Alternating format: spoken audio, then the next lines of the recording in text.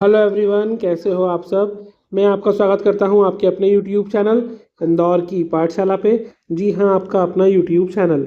और हम लेकर आए हैं top 20 most important questions of cell and molecular biology, जो कि बीएससी फर्स्ट ईयर वाले बच्चों के लिए है मेजर 1। देखिए, वीडियो बहुत खास होने वाला है, बहुत इंपॉर्टेंट होने वाला है, तो बिल्कुल मिस मत कीजिएगा। वीडियो स्टार्ट करने से पहले लाइक कर दीजिए, चैनल को सब्सक्राइब कर दीजिए और बेल आइकन ज़रूर दबाइए ताकि कोई अपडेट आपसे मिस ना हो। नेक्स्ट सब्जेक्ट के लिए कोई भी प्रॉब्लम हो, क्यूरीज हो, तो आप हमें इंस्टाग्राम पे फॉलो कर सकते हैं और वहाँ पर आप हमें डीएम कर सकते हैं। आइए वीडियो स्टार्ट करते हैं। यूनिट 1 और 2 कंबाइन करके हमने लिया है सेल स्ट्रक्चर और ऑर्गेनल्स। पहला क्वेश्चन है, describe the ultra structure of the prokaryotic cell with the neat labelled diagram. देखो, आपको यूक्रियोटिक और प्रोक्रियोटिक सेल डायग्राम दोनों के ही इंपॉर्टेंट है, आपको अच्छे से कर लेना है। ये तो क्या है कि प्रीवियस ईयर के पेपर्स और लेटेस्ट ट्रेंड के हिसाब से जो इम्पोर्टेंट क्वेश्चंस थे वो लेकर आए हैं हम आपके लिए। हिंदी में एक प्रोक्रियोटिक कोशिका की संरचना का नामांकित चित्र सहित वर्णन करना है, डायग्राम भी बनाना है, उसको डिस्क्राइब भी करना है। नेक्स्ट क्वेश्चन है, difference between prokaryotic and eukaryotic cell. Prokaryotic eukaryotic कोशिका के बीच का अंतर स्पष्ट कीजिए। देखिए, बच्चों को डाउट है सर कितने पॉइंट याद करें। देखिए, ये क्वेश्चन शॉर्ट में भी आ सकता है, लॉन्ग में भी आ सकता है, तो उस तरीके से याद कीजिएगा ताकि आप अच्छे से वर्ड्स में लिख सको।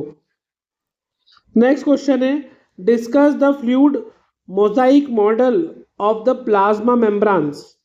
प्लाज्मा झिल्ली के फ्लूइड मोजाइक मॉडल की व्याख्या कीजिए।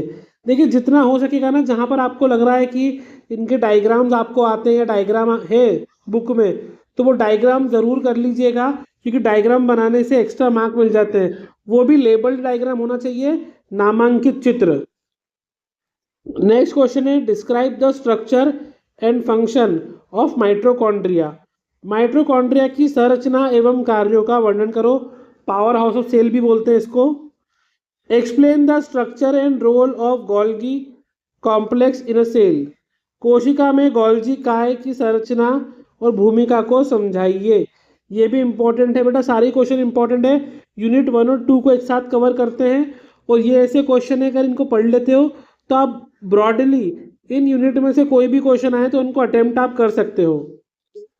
नेक्स्ट है, define cell cycle, explain the various phases of cell cycle. अब यहाँ पे आप सारे फेजेस को डायग्राम के थ्रू रिप्रेजेंट कर सकते हो। कोशिका चक्र को परिभाषित कीजिए और इसके विभिन्न चरणों की व्याख्या कीजिए, ये वेरी इंपॉर्टेंट है। नेक्स्ट है, what is apoptosis, discuss the process of the cell death. Apoptosis क्या है, कोशिका मृत्यु की प्रक्रिया पर चर्चा कीजिए। यूनिट 3 आपके सामने है ना, जीनोम्स और सिग्नलिंग। क्वेश्चन 8 है, compare genomes organisation in prokaryotes and eukaryotes. Prokaryotes और यूक्रियोट्स में जीनोम संगठन की तुलना कीजिए। नेक्स्ट है 9th, describe cell signalling through G protein coupled receptors. G protein coupled receptors के माध्यम से सेल सिग्नलिंग की व्याख्या कीजिए। क्वेश्चन ध्यान से पढ़ना है आपको, और जो यूनिट का नाम है, देखिए मैं आपको पढ़ने का तरीका बताता हूँ। जो भी यूनिट का नाम होता है, मेन हेडिंग होती है, वो क्वेश्चन में ज़रूर आती है, तो आपको वो ज़रूर तैयार कर लेना है अच्छे से। नेक्स्ट है, discuss the role of the oncogenes and tumour suppressors genes in cancer. Cancer में ऑन्कोजीन्स और ट्यूमर सप्रेसर जीन की भूमिका की चर्चा कीजिए, इंपॉर्टेंट है ये। अगर यूनिट 4 की बात करें, DNA replication and repair, explain the semi conservative model of DNA replication. DNA प्रतिकृति के अर्ध संरक्षी मॉडल की व्याख्या कीजिए। Describe the machinery and the step of prokaryotic DNA replication. Prokaryotic DNA प्रतिकृति की मशीनरी और चरणों का वर्णन कीजिए। आपको सारे स्टेप्स को एक एक करके पहले आप लेबलिंग कर देना, मतलब नाम लिख देना हेडिंग के रूप में, और बाद में उनको डिस्क्राइब कर देना। नेक्स्ट है, explain the process of DNA repairs. देखो, यहाँ पे आपको जो डीएनए की मरम्मत होती है उसके बारे में लिखना है, डिटेल में प्रोसेस को समझाना है। ध्यान रखना, प्रोसेस हमेशा लाइन वाइज लिखना पड़ती है, प्रोसेस आप आगे पीछे नहीं कर सकते हो किसी भी क्वेश्चन में। नेक्स्ट क्वेश्चन है what is SOS response in bacteria. Bacteria में एसओएस रिस्पॉन्स क्या है। यूनिट 5 लास्ट यूनिट है ट्रांसक्रिप्शन एंड ट्रांसलेशन। अभी तक आप लोगों ने वीडियो को लाइक नहीं करा हो तो लाइक कर दो और चैनल को सब्सक्राइब करके बेल आइकन प्रेस कर दो।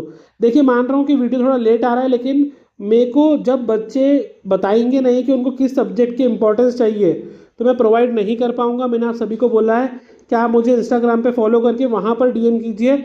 यूट्यूब में इतने सारे कमेंट्स होते हैं, हम सबके जवाब नहीं दे पाते हैं, ना ही वो पॉसिबल होता है क्योंकि मेरी ऑफलाइन क्लासेस भी होती हैं और दूसरे मेरे पर्सनल वर्क भी हैं।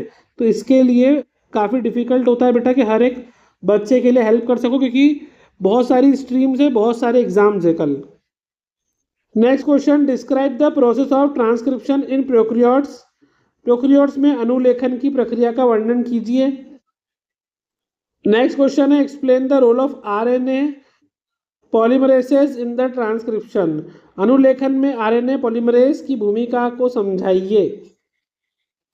नेक्स्ट है describe the machinery of the protein translation in detail. Protein अनुवाद की मशीनरी का विस्तार से वर्णन कीजिए। नेक्स्ट क्वेश्चन है explain the step of translation, initiation, elongation और टर्मिनेशन। मतलब अनुवाद के चरण, दीक्षा, विस्तार और समापन को समझाइए। तीनों को आपको अलग अलग समझाना है, डिटेल में लॉन्ग में भी आंसर आ सकता है ये। Next question discuss the regulation of translation in cell. कोशिका में अनुवाद के नियमन की चर्चा कीजिए और write short notes on ribosomes and their function in protein synthesis. Ribosome और प्रोटीन संश्लेषण की भूमिका पर संक्षिप्त टिप्पणी कीजिए, वेरी इंपॉर्टेंट। तो ये थे आपके best top 20 questions. I hope ये आपको हेल्प करेंगे पेपर में। All the very best. Next जो भी वीडियो चाहिए वो आप मुझे इंस्टाग्राम पे फॉलो करके डीएम कर दीजिएगा, अपना सिलेबस शेयर कर दीजिएगा और आप हमें यहाँ पर सब्सक्राइब करके बेल आइकन ज़रूर प्रेस कीजिए। All the best.